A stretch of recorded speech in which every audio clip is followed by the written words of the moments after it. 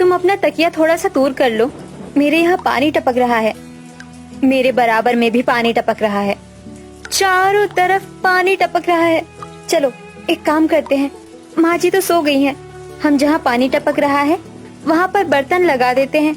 हाँ दीदी, आपने बिल्कुल सही कहा। विशाखा के इतना बोलने पर राधिका उसी वक्त उठकर रसोई में आ जाती है और कुछ बर्तन लेकर आती है। ये लो, जिसके भी यहाँ पानी टपक रहा है वो ये बर्तन वहाँ पर लगा दो। लेकिन जब ये बर्तन भर जाएगा तो फिर हम लोग क्या करेंगे? पानी को बाहर फेंक देंगे। अपने गरीब टूटे फूटे घर के एक कमरे में 5 बहू आधी रात के समय बारिश से बहुत ज्यादा परेशान हो चुकी थी, क्योंकि अब छत से पानी टपकने लगा था। इधर सावित्री सो रही थी और उसे इस बात की खबर ही नहीं थी। अगले दिन जब सवेरा होता है तो वो नींद से उठती है और देखती है कि उसकी 5 गर्भवती बहू के आसपास पानी पड़ा होता है, साथ ही छत भी टपक रही होती है। हे भगवान, क्या तुमने सारी रात ऐसे ही बारिश में भीगते हुए निकाली है? माँ जी, अब हम लोग कर भी क्या सकते थे? पानी टपक रहा था और इस कमरे में हमारे पास कोई जगह भी तो नहीं थी। हमने रात को पानी को रोकने की कोशिश तो बहुत की, लेकिन पूरी रात बारिश होने की वजह से पानी टपकता रहा।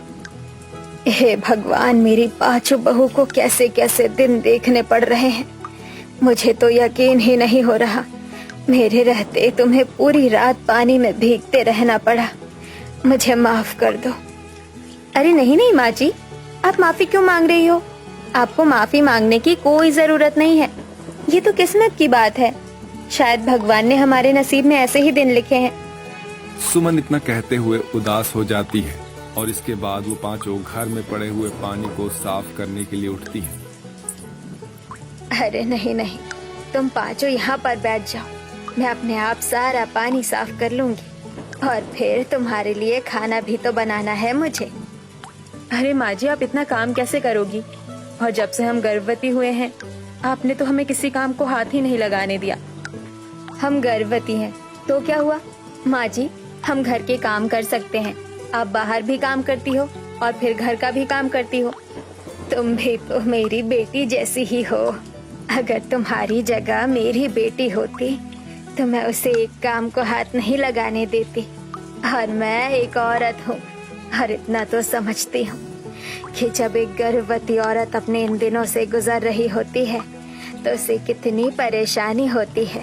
माँ जी, भले ही हम लोग गरीब हैं, लेकिन मुझे आज तक इस घर के अंदर कभी भी ये महसूस नहीं हुआ कि आप हमारी सास हो, बल्कि आप तो माँ जैसा प्यार करती हो और उनकी तरह ही ख्याल रखती हो। और फिर सबसे अच्छी बात तो ये लगती है कि भले ही हमारा ससुराल एक कमरे का है, लेकिन इस एक कमरे में हमने अच्छे बुरे सभी दिन देखे हैं और हम आगे भी ऐसे ही सभी परेशानियों का मुकाबला करते हुए एक साथ रहेंगे। विशाखा और राधिका की बात सुनकर सावित्री उनके सर पर हाथ फेरती है, जिसके बाद वो घर के अंदर से सारा पानी साफ करती है और खाना बनाना शुरू कर देती है। वो धीरे धीरे खाना बनाकर अपनी 5 बहुओं को खाने के लिए देती है। मैं तुम्हारे लिए कुछ अच्छा तो नहीं बना पाई, लेकिन जितना बनाया है उतने में तुम अपना पेट भर लो। तुम्हारे लिए खाना खाना बहुत जरूरी है। अरे माँ जी, ये क्या, आपने हमें तो खाना दे दिया और खुद कुछ खाया ही नहीं। चलो माँ जी, हमारे साथ बैठकर खाना खा लो। नहीं नहीं, तुम 5 खा लो, मैं तो अपनी मालकिन के यहाँ भी आराम से काम करते हुए खा लूंगी। तभी बहुत तेज बिजली कड़कने की आवाज आती है।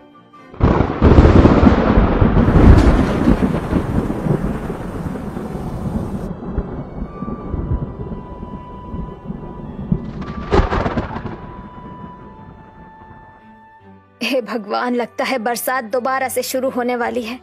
तुम 5 घर के अंदर ही रहना, बाहर मत जाना और कोई काम करने की जरूरत नहीं है।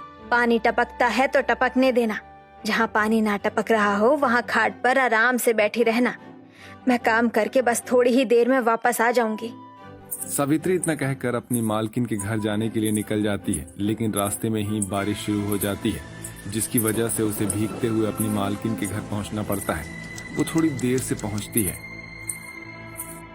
मालकिन, माफ कर देना, बारिश बहुत तेज हो रही थी इसलिए जरा लेट हो गई।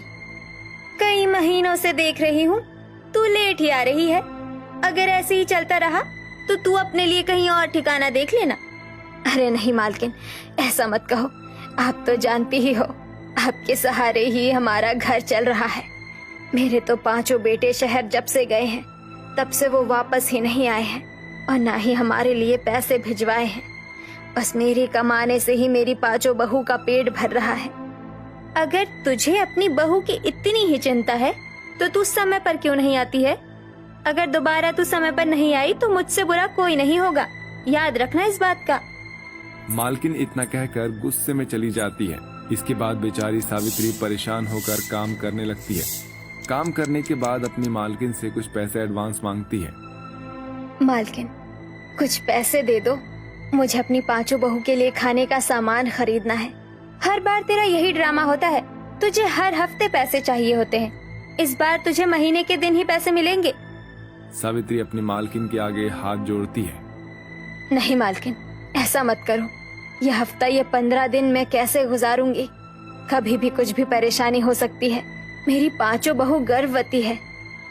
बहुत मिन्नतों के बाद उसकी मालकिन उसे कुछ पैसे दे देती है, जिसके बाद सावित्री पैसे लेकर घर आ जाती है, जहां उसकी 5 बहू घर में भरे हुए पानी को बाहर निकाल रही होती हैं।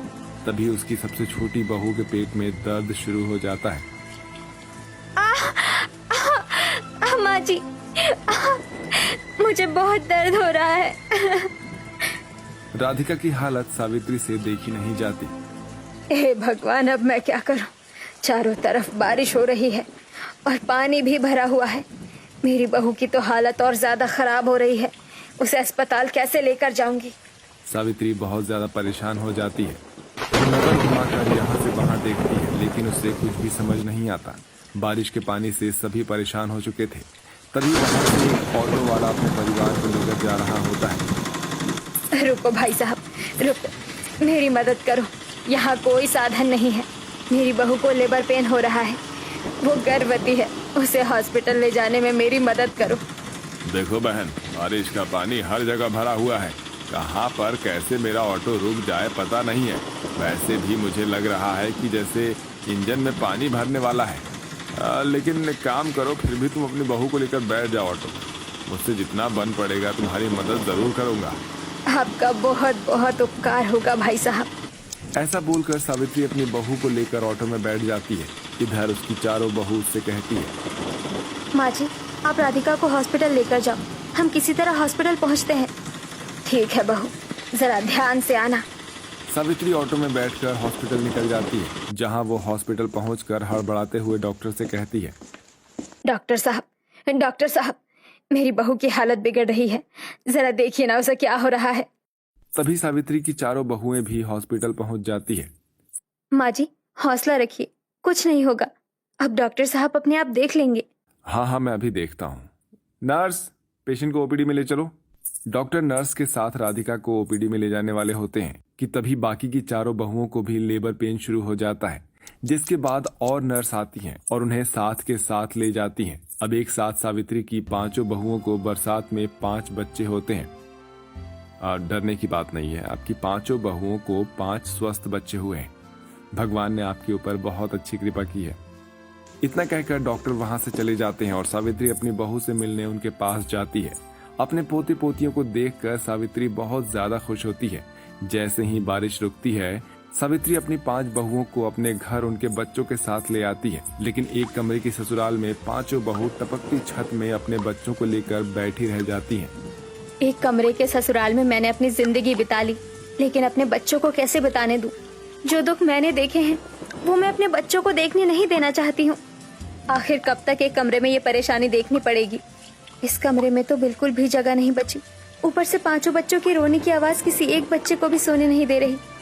हे भगवान, हम सभी के पतियों को जल्दी से भेज दो ताकि हमारी परेशानी खत्म हो जाए। वो सब अपने मन में ये सब सोच ही रहे थे कि तभी उन 5 लोग शहर से वापस लौट आते हैं। घर की हालत देखकर उन्हें भी बहुत अफसोस होता है। हम सभी जानते हैं कि तुमने ये समय बहुत ही मुश्किल से बिताया होगा, लेकिन अब हम लोग आ गए हैं ना 5, तो अब कोई परेशानी नहीं। ठीक है, सब कुछ ठीक हो जाएगा। हम शहर से पैसे कमा कर लाए, बेफिक्र रहो। सावित्री अपने पांचों बेटों को देखकर बहुत ज्यादा खुश होती है, मानो जैसे भगवान ने उनकी झोली में एकदम से खुशियां भर दी हो। पांचों बेटे मिलकर घर की मरम्मत करवा लेते हैं, जिसके बाद वो पांचों अपने अपने कमरे भी बनवाते हैं। अब पांचों बहुएं अपने ससुराल में बरसात में खुशी खुशी बिना किसी परेशानी के रहने लगती हैं।